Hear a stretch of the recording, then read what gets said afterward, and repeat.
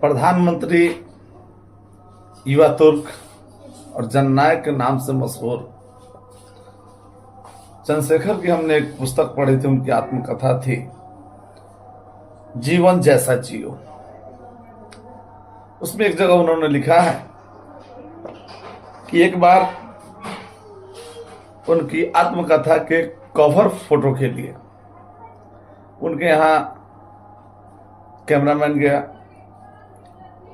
और उससे कहा कि आप कुर्सी पर सीधा बैठ जाइए और मुस्कुराइए, आप एक तस्वीर लेनी है।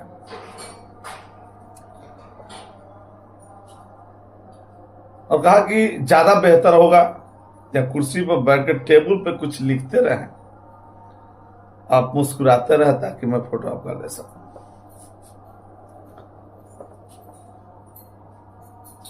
चंद्रशेखर कुर्सी पर बैठ गए और पेपर पर लिखने लगे।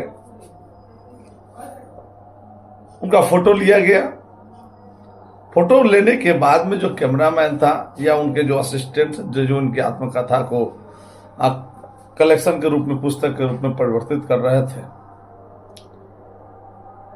उसने देखा कि इन्होंने पेपर पर लिखा था कि सीधा बैठना और मुस्कुराना बहुत मुश्किल कार्य है।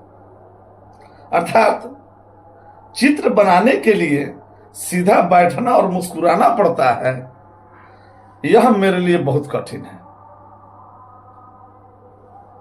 चंद्रशेखर नेचुरल लाइफ जीते थे, आर्टिफिशियल लाइफ नहीं। वे जैसा थे वैसा दिखते थे और वैसा ही करते थे। जिद्दी स्वभाव, दृढ़ इच्छा, साहस में कोई कमी नहीं और डर तो लगता नहीं था। इंदिरा जैसी शख्सियत इनसे डिबेट करने के लिए कतराती थी। और आपको ज्ञात ही होगा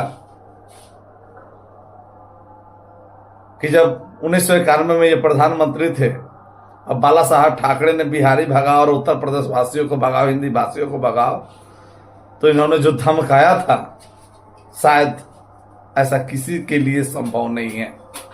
तो चंद्रशेखर थोड़ा अलग स्वभाव, अलग व्यक्तित्व के व्यक्ति थे और यही कारण है कि सड़क से संसद और संसद से सीधा प्रधानमंत्री का सफर उन्होंने तय किया था।